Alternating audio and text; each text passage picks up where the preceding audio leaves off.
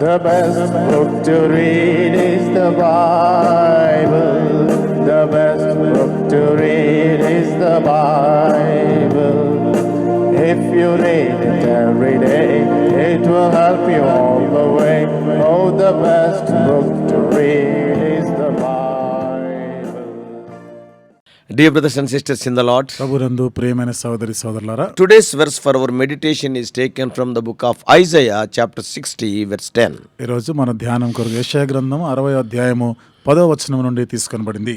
In my favor have I had mercy on thee. నేను కటాక్షించి నీ మీద జాలి పడుచున్నాను. The prophet Isaiah in the concluding part of his prophecy looks forward to the time when God's glory will be fully revealed. యెషయా ప్రవక్త తన ప్రవచనాల చివరి భాగంలో మరి దేవుని యొక్క మహిమ God's glory is going to be revealed. దేవుని యొక్క మహిమ ప్రత్యక్షపరచబడబోతుంది. దాని గురించి ఎదురు చూస్తా ఉన్నాడు. And about that is prophecy. దాని గురించిన ప్రవచనం చేస్తున్నాడు. So these verses speaks of a part of God's covenant with his church. ఈ వచనాలు దేవుడు తన సంఘంతో చేసిన నిబంధనలోని భాగంలో ఉన్నాయి. Yeah, the same thing is spoken of in the last verse of the earlier chapter.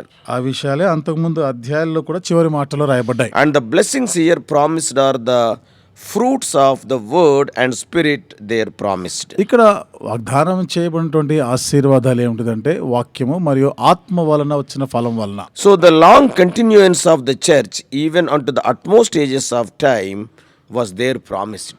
కాబట్టి అంతిమ కాలం వరకు కూడా చివరి వరకు కూడా నిలిచి ఉండేటువంటి సంఘం గురించి వాగ్దానం చేయబడింది. And here the large extent of the church even unto the uttermost regions of all earth it is here promised. కాబట్టి ఇక్కడ మరి భూదిగంతముల వరకు కూడా వ్యాపించి ఉండేటువంటి సంఘము గురించి వాగ్దానం చేయబడింది. In other words, మరో మాటలో చెప్పాలంటే it was the lengthwise, that is the time. దీన్ని మనము దాని ఎంత కాలం ఎంత పొడవు అంటే దాని సమయాన్ని బట్టి మనం and also breadthwise throughout the whole earth. అంతేకాకుండా దాని వైశాల్యం మాటకు వస్తే అది భూలోకం అంతటా వ్యాపించింది. So some of the things we are going to see. కాబట్టి కొన్ని సంగతులు వీటిలో మనం చూస్తాం. Number 1, మొదటిది that the church shall be enlightened and shown upon, chapter 60 verses 1 and 2. 60వ అధ్యాయము 1-2 వచనాల్లో మనం చూస్తున్నాము. దాని మీద వెలుగు ప్రకాశింపజేయబడుతుంది, ఉదయిస్తుంది. And it will enlightened and shown upon, లేచి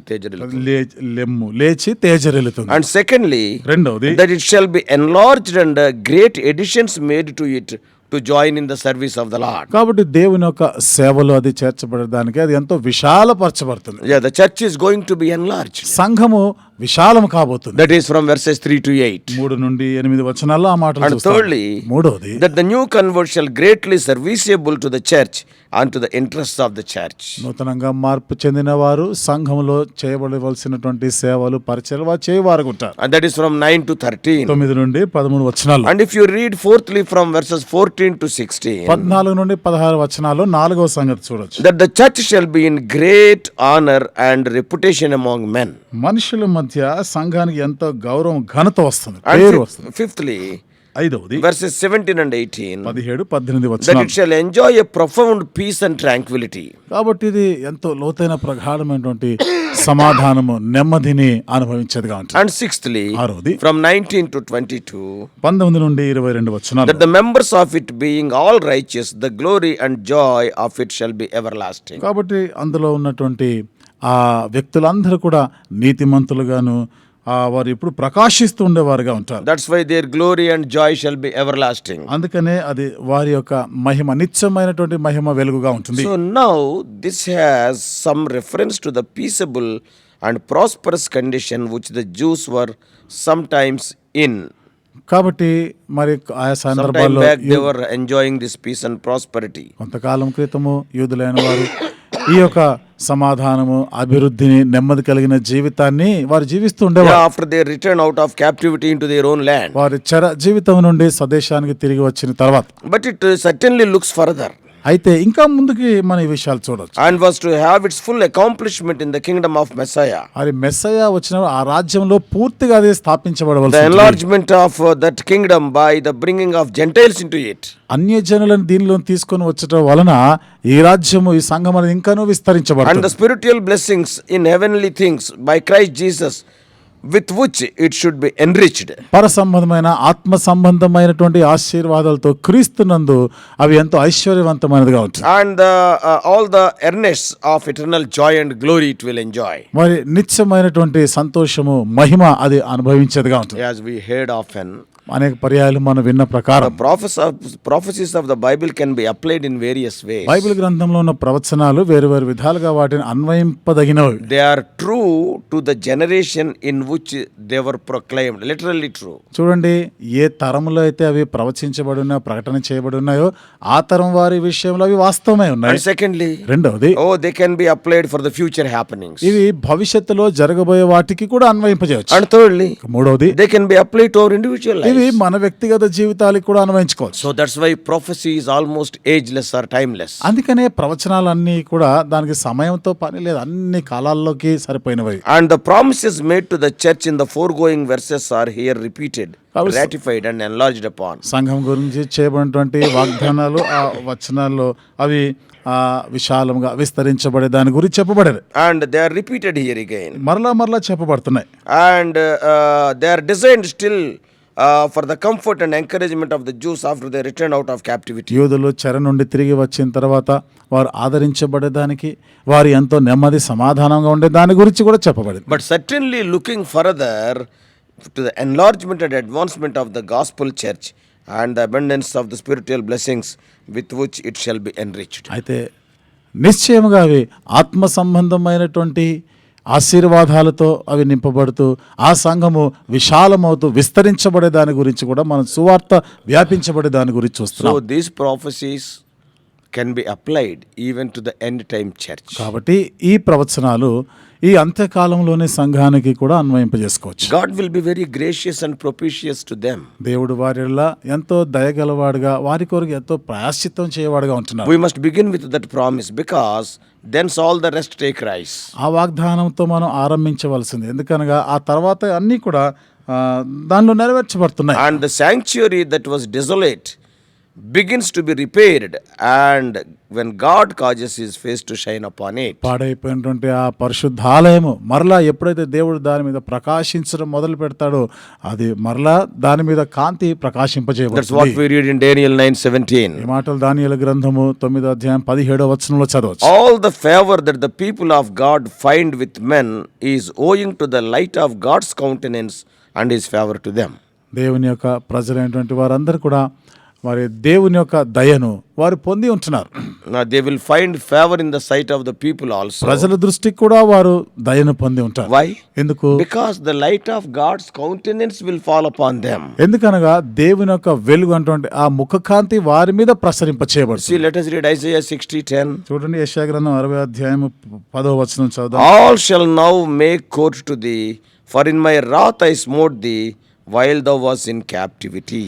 చూడండి, ఎలాగనగా నేను కోపపడి నిన్ను కొట్టి తిని గాని కటాక్షించి నీ మీద జాలి పడుచున్నాను. And the sufferings of the church, especially by its corruptions, decays and divisions, against which these promises will be itself, are sad tokens of God's displeasure. మరి సంఘంలో నుండి ఈ శ్రమలు వీటన్నిటి కూడా వారి యొక్క తిరుగుబాటుతనము కానీ వీటన్నిటి ద్వారా సంఘానికి ఎన్నో శ్రమలు ఇవన్నీ వచ్చినట్టు చూస్తున్నాం. But now in my favor have I had mercy on thee, and therefore have all this mercy in store for thee. ఇప్పుడైతే నేను కటాక్షించి నీ మీద జాలి పడుచున్నాను కాబట్టి ఇవన్నీ కూడా నీ కొరకు నేను ఉంచాను. So this is the first thing. ఇది మొదటి సంగతి. So that is God will be gracious again. అనగా దేవుడు మరలా మన యందు కటాక్షం కలిగి And the ఉంటాడు. second thing here we learn is, ఇక్కడ మనం నేర్చుకున్న రెండవ సంగతి, many shall be brought into the church even from far countries. చూడండి, అనేకులు దూర దేశాల నుండి కూడా సంఘములోనికి తీసుకొని రాబడతారు. That is what we read in chapter 60 verse 9. ఇది 60వ అధ్యాయం 9వ వచనంలో మనం చదవచ్చు. Surely the isles shall wait for me, shall welcome the gospel, and shall attend God with their praises for it, and their ready subjection to it.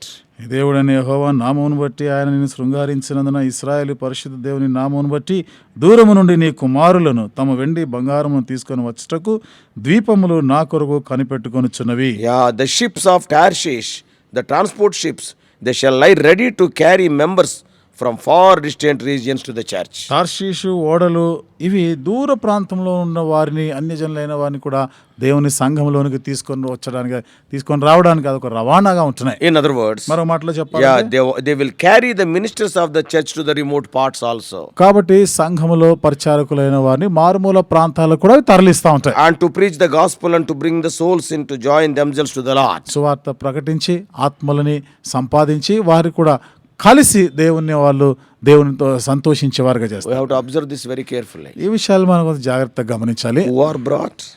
ఎవరు తీసుకొని రాబడ్డారు? Thy sons. నీ కుమారులు. That is, such as are designed to be so, those children of God that are scattered abroad. అంటే వీరు దేవుని పిల్లలై ఉండి చెదిరిపోయినటువంటి దూర దేశాల వరకు చెదిరిపోయినటువంటి వారు. John's Gospel, యోహాను సువార్త 11th chapter, 11వ అధ్యాయం verse 52. 52వ వచనం. John 11:52. యోహాను సువార్త 11వ అధ్యాయం 52వ వచనం. Read it. యేసు ఆ జనము కొరకు మాత్రమే కాక చెదిరిపోయిన దేవుని పిల్లలను ఏకముగా సమకూర్చుటకును చావనై ఉన్నాడని ప్రవచించెను. So, who are going to be brought? కాబట్టి ఎవరు ఇక్కడ తీసుకొని రాబడతారు? They are also the sons. వారు కూడా కుమారులే. Secondly, రెండవది, what they shall bring with them? వారితో పాటు వేటిని తీసుకొని వస్తారు వాళ్ళు? They live at such a distance that they cannot bring their flocks and their rams because they are very far. వారు దూరంగా ఉన్న కారణాన్ని బట్టి వారి పశువులు, వారి మందలని వాళ్ళు తీసుకొని రాలేరు. Like those who lived remote from Jerusalem. అంటే యెరూషలేము నుండి ఎంతో దూరంగా మారుమూల ప్రాంతంలో ఉంటున్న వారి వలె What they were doing? వాళ్ళు ఏం చేస్తా When they ఉండేవారు? came to worship at the time of the feast, వారు పండుగల సమయంలో ఆరాధన చేయడానికి వచ్చినప్పుడు because they could not bring the tithes of kind, that is these rams and all the goats, etc. వారి ప్రథమ ఫలాలు లేదా దశమ భాగాలు లాంటి మేకలు, పశువులు, గొర్రెల మందలు వారు తీసుకొని రాలేని కారణాన్ని బట్టి They turned those things into money. వాటిని డబ్బు రూపంలో వారు మారకం చేసుకుంటారు. So they shall bring their silver and gold with them. కాబట్టి ఇప్పుడు వారు వెండి, బంగారం వారితో కూడా తెస్తారు. Note, when we give up ourselves to God, we must with ourselves give up all we have to Him. కాబట్టి మనం ఎప్పుడైతే దేవునికి మనం అప్పగించుకుంటున్నామో మన కలిగిన అంతా కూడా వాటితో పాటు దేవునికి అప్పగించాలి. If we honor Him with our spirits, we shall honor Him with our substance also. మన ఆత్మ చేత ఆయనను ఘనపరుస్తున్నప్పుడు మన దగ్గర ఉన్నటువంటి వస్తు సముదాయం అంతటి ద్వారా కూడా మనం ఆయనను ఘనపరచాలి. Thirdly, మూడవది, to whom they shall devote and dedicate themselves and all they are worth. ఇవి అన్నీ కూడా ఎవరికి దాన్ని ప్రతిష్ఠించాలి? అవి దేని కొరకు మనం ప్రతిష్ఠించాలి? To the name of the Lord thy God. కాబట్టి నీ దేవుడైన యెహోవా నామం కొరకు, నామ ఘనత కొరకు ప్రతిష్ఠించాలి. To God as the Lord of all and the church's God and King. కాబట్టి దేవునికి, అందరికీ దేవుడు ఉన్న వారికి, సంఘానికి రాజు ఉన్న వారికి, Even to the Holy One of Israel. ఇశ్రాయేలు యొక్క పరిశుద్ధ దేవునికి. Note, the honor God puts upon His church and people should not only engage us to honor them, but invite us to join ourselves to them. దేవుడు తన సంఘాన్ని గౌరవిస్తున్నప్పుడు మన మట్టుకు మనమే వీటిలో మనం ఆనందించడం కాకుండా వారిని కూడా మనం దేవుని యొద్దకు తీసుకొని వచ్చే వారికి ఉండాలి. We will go with you, for God is with you. It is written in Zechariah 8:23. Zechariah గ్రంథం 8వ అధ్యాయం 23వ వచనం రాయబడిన ప్రకారము మేము కూడా మీతో కలిసి వస్తాము. Because God is with you. ఎందుకనగా దేవుడు మీతో కూడా ఉన్నాడు కదా. Even the others also will say. ఇతరులు కూడా చెప్తారమ్మా. Oh, what a glorious future awaits the church in spite of our follies. కాబట్టి సంఘం కొరకు ఎంత మహిమాయుక్తమైన భవిష్యత్తు, మనం పతనమైపోతున్నా కానీ మన కొరకు వేచి ఉన్నది. It is because of His unfailing mercy. ఇది ఆయన యొక్క మరి తప్పిపోయినటువంటి ఆయన యొక్క కరుణ కటాక్షంలో. Let us thank the Lord for that. దాని కొరకై దేవునికి కృతజ్ఞతలు చెల్లిస్తాం. May God bless you. దేవుడు మిమ్మల్ని దీవించును గాక. Shall we pray? ప్రార్థన చేసుకుందాం. Loving Heavenly Father, ప్రేమగల మా పరలోకపు తండ్రి, the prophecies prophesied by Isaiah, they were not only true for that day. యెషయా ద్వారా ప్రవచించబడిన ప్రవచనాలు ఆనాటి కొరకు మాత్రమే కాకుండా, but oh Lord, they can be applied to the end days church. ఓ దేవా, అంత్య దినాల్లో ఉన్న సంఘానికి కూడా అన్వయింపజేసుకో. Once again, oh Lord, the people of the world will recognize that the Lord is with us, thy children. మరొక పర్యాయం లోకస్తులందరూ కూడా దేవుడు మాతో ఉన్నాడు, దేవుడు తన పిల్లలతో, ప్రజలతో కూడా ఉన్నారని గుర్తిస్తారు. Oh Lord, they will testify that God is with you. దేవుడు మీతో ఉన్నాడని వాళ్ళు సాక్ష్యం ఇవ్వనే ఉన్నారు. We will also come there. మేమును అక్కడికి వస్తాము. Oh, they will come and offer thee. ఓ దేవ, వాళ్ళు వచ్చి వారు మీకు అర్పణలు అర్పిస్తారు. What a wonderful future awaits the church. ప్రభా, సంఘం కొరకు ఎంత అద్భుతమైనటువంటి భవిష్యత్తు ఎదురు Today, చూస్తాం. by purchasing us with thy precious blood, thou hast made us the members of thy church. ఇది నాన్న మీ యొక్క అమూల్యమైన రక్తం ద్వారా మమ్మల్ని కొని ప్రభా సంఘంలో మమ్మల్ని భాగంగా చేసినారు. Help us to continue, O Lord, faithfully. దేవా, నమ్మకంగా కొనసాగేదానికి సహాయం చేయండి. If at all we have, O Lord, committed any sin or mistake, help us to be restored. ఏ పాపమైన తప్పిదమైన చేసుంటే దయచేసి క్షమించి సమకూర్చమని ప్రార్థన చేస్తాం. Speak to us more and more. దేవా, మాతో ఇంకా అధికముగా మాట్లాడు. Have mercy on us. దేవా, మా మీద కనికరం చూపండి. In Jesus' precious name we pray. యేసు ప్రభువు అమూల్యమైన నామములో ప్రార్థించి వేడుకుంటున్నాం తండ్రి. Amen. Amen.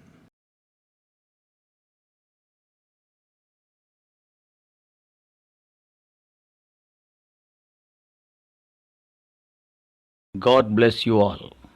Please subscribe for more spiritual messages on YouTube channel John Victor Hebron.